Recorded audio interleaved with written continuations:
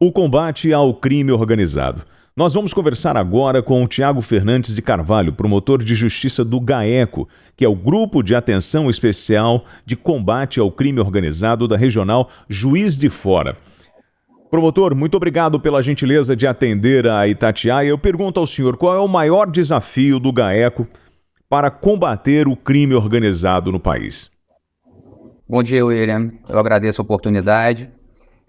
William, o crime organizado, eles são vários, né? Na verdade, são diversas instituições, organizações, facções criminosas, cada uma tem um modo de atuação diferente. Isso traz um desafio tanto para o GAECO quanto para as forças de segurança de entender esse cenário, esse modo de atuação, para que você consiga estabelecer a técnica correta, enfrentar e extirpar esse mal. Promotor, no teatro de operações, levando o terreno de Minas Gerais para esse mapa, né, de enfrentamento, de que forma que o senhor traduz a ação do crime organizado no estado de Minas Gerais? É muito mais complexa a atuação do crime do que em outros estados? William, eu não posso te afirmar que ela é mais complexa que outros estados, que eu nunca atuei, né? A gente tem contato com diversos estados. O que eu posso te afirmar é que Minas Gerais, especialmente aqui na Zona da Mata, a gente tem influência muito grande de facções de São Paulo, facções do Rio de Janeiro. E isso, como você conhece bem, o Rio de Janeiro são também diversas modalidades, facções distintas, todas elas fazem influência, e isso traz essa particularidade que é, como você bem colocou, nesse teatro, entender qual ator e para qual ator você vai atuar e como vai responder. Minas é uma área, como que eu posso te explicar? É uma área de escoamento, né, do crime organizado, área de escoamento tanto de veículos roubados, carros roubados, tráfico de arma, tráfico de drogas, sonegação fiscal em grande escala que hoje é praticado por milícias, enfim. É uma miríade de situações que exige dos órgãos estatais uma integração e uma colaboração para o enfrentamento desse tipo de crime. Bom, a região de Juiz de Fora, ela já enfrentou disputas severas entre as facções criminosas do Rio e de São Paulo. E o GAECO vem, né, em parceria com as outras instituições, Polícia Militar, Polícia Civil, enfrentando essa tentativa do crime de tomar o território. Porque nós não tínhamos, ou melhor, no estado de Minas Gerais, a característica do tráfico de drogas do crime organizado não é territorial, não é tomar conta de uma cidade. Mas o que a gente percebe é que em Juiz de Fora, talvez pela proximidade com o Rio de Janeiro, isso se transformou numa realidade. Ou seja, as facções, tanto do Rio como de São Paulo, estão tentando tomar o território. O senhor acredita numa expansão dessa modalidade de crime territorial dentro de Minas? Eu acredito, assim, isso já é uma verdade, né? Não tem como aqui esconder que há um processo, e é importante entender isso, esse processo violento, esse processo de disputa, normalmente ele não acontece na cúpula das organizações criminosas, ele acontece naquilo que a gente meio que chama de baixo clero, né? É quem necessita tomar uma área territorial para vender uma droga ou para estabelecer um ponto. O grande traficante, aquele que lucra milhões de reais, ele não está muito preocupado com isso, porque ele faz o fornecimento para essas gangues que ficam, né, se confrontando o tempo todo. É uma realidade, não tem como negar, onde que eles tentarem colocar uma droga diferente ou tentar estabelecer um fornecimento diferente, vai haver conflito. É isso que aconteceu em Juiz de Fora. Uma determinada comunidade começou a querer entrar com a participação da facção paulista e, pela proximidade com o Rio de Janeiro e uma vinculação histórica, a facção carioca acabou reagindo de forma mais violenta e estabilizando a situação. Bom, promotor, nós temos 853 municípios no estado de Minas Gerais, né, com o crime e as facções de outros estados atuando, por exemplo, em Juiz de Fora, Uberaba, Uberlândia, né, na parte do Triângulo, Zona da Mata. E nós temos o GAECO, que faz esse trabalho de investigação em cima do dinheiro, para onde está indo o dinheiro do crime organizado, né? Como essas quadrilhas estão se reorganizando em função do enfrentamento. E aí eu pergunto ao senhor, hoje a legislação brasileira, ela favorece o enfrentamento ao crime organizado, a identificação, por exemplo, né, da lavagem de dinheiro, e os agentes públicos hoje estão com as ferramentas ideais para esse enfrentamento? Acho que não, William. Existem ferramentas, existem instrumentos, às vezes tolhidos de maneira equivocada na análise jurisprudencial, né? A lei de organização criminosa, acumulada com a lei de lavagem de dinheiro, traz algumas ferramentas que são boas, mas eu entendo que elas são aquém. Se você pegar a legislação italiana de enfrentamento à máfia, que eu acho que serve como referência para nós, você vai ver que assim, nós somos muito tímidos ainda para fazer o enfrentamento que esse tipo de organização merece. Nós estamos falando de grandes organizações criminosas, né? Embora trabalhe por células, como eu quis te mostrar anteriormente, células distintas, por trás desses atores há grandes organizações criminosas. E você não consegue enfrentá-las se não tiver uma legislação e uma aceitação jurisprudencial dessas medidas, né? Promotor, em função desse território que nós estamos falando de Minas Gerais, por que Minas é tão interessante para o crime organizado? Nós temos a questão de malha de rota, né? Nós somos vizinhos de São Paulo, Rio de Janeiro, onde são os maiores mercados de droga. Nós vamos ter o Porto de Vitória, que é um porto importante, a gente tem o Porto de Santos. Não necessariamente droga e arma que vai para Santos passa por Minas, mas tem uma influência também. Agora, para o Rio de Janeiro, quase que 100% do que abastece o Rio de Janeiro vai passar em território mineiro, né?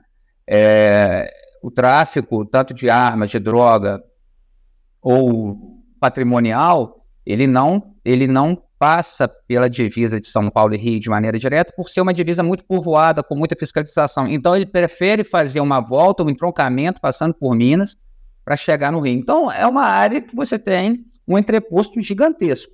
A verdade é essa. E a gente precisa compreender isso para fazer esse enfrentamento adequado. Nós já percebemos que tanto o GAECO, a Polícia Civil ou Polícia Militar estão atuando com os outros estados, né? E percebemos que algumas prisões aconteceram aqui dentro do território mineiro, de cariocas, de paulistas, como isso está acontecendo no Rio de Janeiro. Da pandemia para cá, depois da DPF 635, que exigia o caráter de excepcionalidade para as operações do Rio de Janeiro, nas favelas e morros do Rio de Janeiro, o senhor acredita que com essa proibição isso favoreceu ao crime ou a esse intercâmbio entre os estados dos integrantes dessas organizações criminosas?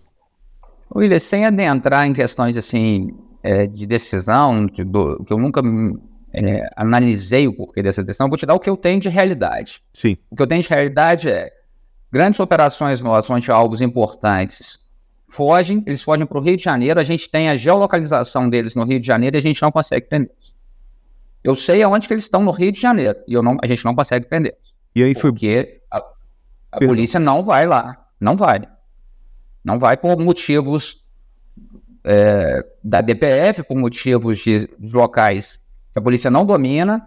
Então, assim, se é só a DPF, eu não consigo te garantir. Mas o que eu te dou de realidade hoje eles fogem e ficam ali no Rio de Janeiro. E aí vamos ao questionamento em relação ao avanço do crime aqui em Minas Gerais. Nós, em Juiz de Fora, tivemos esse momento de tensão e o trabalho de enfrentamento é constante para conter as facções criminosas do Rio e de São Paulo.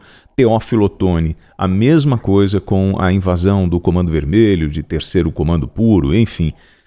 Nós, em Minas Gerais, nós já temos alguma região que o senhor percebe que já enfrenta essa dificuldade que os cariocas enfrentam com o domínio de território, onde a polícia precisa planejar muito mais as ações para evitar os danos colaterais?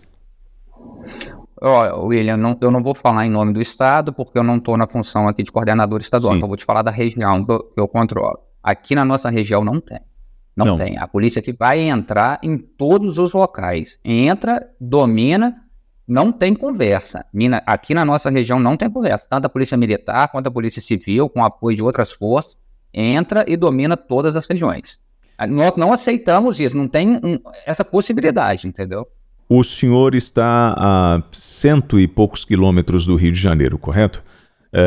E essa proximidade com o Estado, e o senhor relatando essa dificuldade que as forças policiais têm, o próprio GAECO tem, em prender um indivíduo, apesar de ter a localização desse indivíduo dentro de uma comunidade, não conseguir entrar, como o senhor caracteriza esse cenário onde o Estado não consegue se fazer presente em função do poder do crime organizado? William, para mim isso não é Estado. Entendeu? Um local onde o Estado não domina não é Estado. Não, é inadmissível você falar que um criminoso vai ficar tendo uma vida normal, absolutamente, eu te digo normal porque é normal, fica em rede social, fica vivendo, continua comandando o tráfico de drogas, tendo altos faturamentos, restringido pela possibilidade. Sinceramente, assim, no meu modo de ver, isso é intolerável. Entendeu? O Estado tem que reagir para isso, né? E assim, é confuso, porque aí eu já não vou falar da nossa atuação, aí eu estou falando, né, querendo de um estado vizinho, aqui, que a gente está super bem com todo mundo, mas é preciso enfrentar isso não tem como... Até porque, de alguma forma... Não tem como ser normal. Até de alguma forma, tudo está interligado. E aí, tocando nesse ponto dessa comunicação, né, que hoje ela extrapola as fronteiras, né, dos municípios, dos estados, do país... Nós precisamos trabalhar como inteligência. A gente sempre ouve isso, né? Mas o Brasil ainda possui fragilidades na troca de informações na área de inteligência. O senhor concorda com isso? Plenamente, William, plenamente. Tem o SISBEM, um bom sistema. O GAECO, por ser um órgão do Ministério Público, ainda não está totalmente vinculado ao SISBEM, mas dentro do GAECO nós temos as forças de segurança normal, que já participam do SISBEM. O que acontece hoje na inteligência é muito assim, muito na pessoalidade, muito na subjetividade. Você conhece um bom agente, um bom analista daquele local, troca informação, mas não é algo que eu vejo assim com fluido, não é algo permanente, não é algo que você abastece um órgão central com constância que produz informação. Ele existe, é bom, mas ainda, no meu modo de ver, pelo menos dentro da nossa atuação aqui de GAECO, ainda é algo que tem uma avenida longa ainda para ser pavimentada. Bom, se hoje nós pudéssemos encontrar um mundo ideal onde as forças de segurança estivessem com todo o seu potencial de atuação, como o senhor definiria esse mundo e quais seriam as regras colocadas para a atuação de uma força especial de enfrentamento ao crime organizado? A primeira coisa que eu acho é que as forças têm que ter um contato maior com o Ministério Público. Sem essa participação, sem essa interlocução com o Ministério Público, acaba ficando fases muito separadas, porque fica uma investigação, que é uma atividade permanente da polícia, de um lado, e depois uma fase judicial sem interligação. Então, se nós pegarmos os países europeus, né, que fazem o enfrentamento de máfias há muito tempo, principalmente a Itália, você vai perceber que essa interlocução, essa engrenagem ela é mais arredondada. Então, esse seria um primeiro ponto. Um segundo ponto, eu acho, a questão de maior cooperação entre as forças, tanto federal quanto estadual.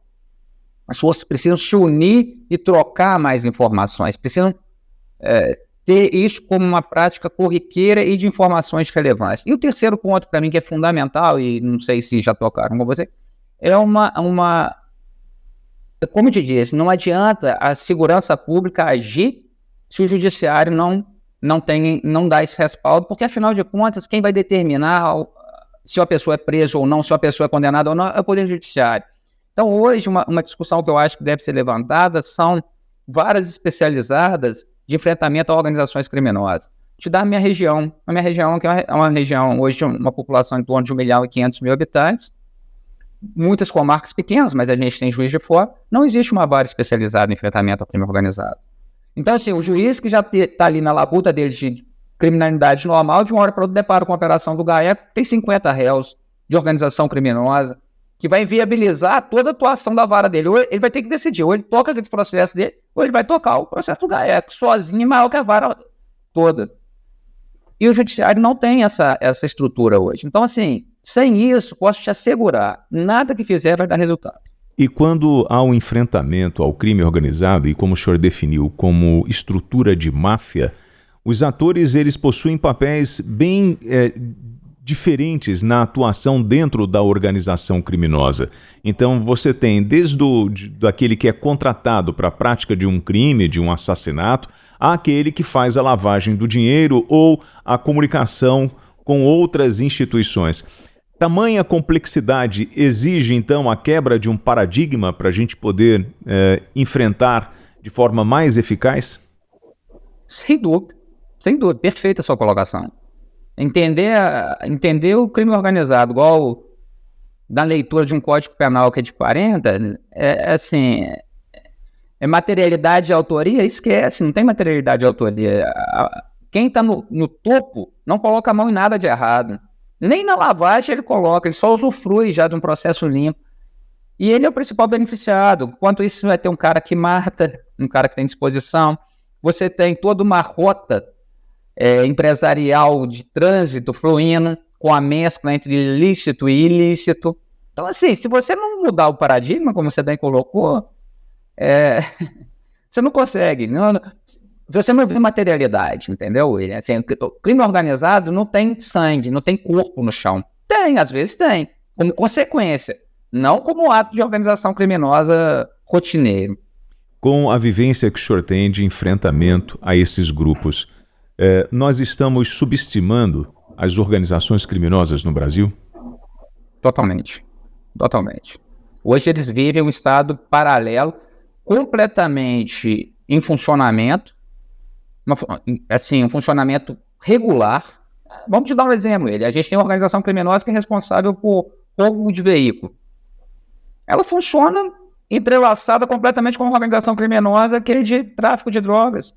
Eles não são a mesma organização. Ele consegue roubar carro no Rio de Janeiro, na zona sul do Rio de Janeiro, fazer esse carro trocar lá no Paraguai por droga. Olha a distância. Isso em questão de poucos dias. Então, assim, como que a gente vai enfrentar isso se a gente não tiver inteligência, se a gente não tiver conexão, se a gente não tiver contato? Porque isso está interligado. Aí você pega um pedacinho aqui, uma fatia pequena, e vai querer enfrentar isso aqui, a pontinha do iceberg, sem entender o todo. Você não consegue, você não faz diferença. Você tira de circulação 20, no outro dia são repostos outros 20. Entende? Então, assim, nós estamos subestimando muito o crime organizado. Muito. Ele cresce, ele é um mercado de milhões de reais que cresce assustadoramente sem que ninguém perceba. Porque, como eu te disse, o que você vê, por exemplo, o conflito de facção, na verdade, ele é um conflito de células disputando território. Ele não é um conflito mesmo de crime organizado. O crime organizado quer estabilização, ele quer lucro, ele quer domínio, ele quer poder. Não quer ficar dando confronto para a polícia vir dominar. Ele não quer isso. Então, assim, o que eu posso concordar plenamente com você é: nós subestimamos muito o crime organizado atualmente. Nós conversamos com o Tiago Fernandes de Carvalho, promotor de justiça do GAECO, que é o Grupo de Atenção Especial de Combate ao Crime Organizado na Regional Juiz de Fora. Promotor, muito obrigado pela gentileza da entrevista. Eu que agradeço, Yuri. Estamos sempre à disposição para levar esse tema adiante.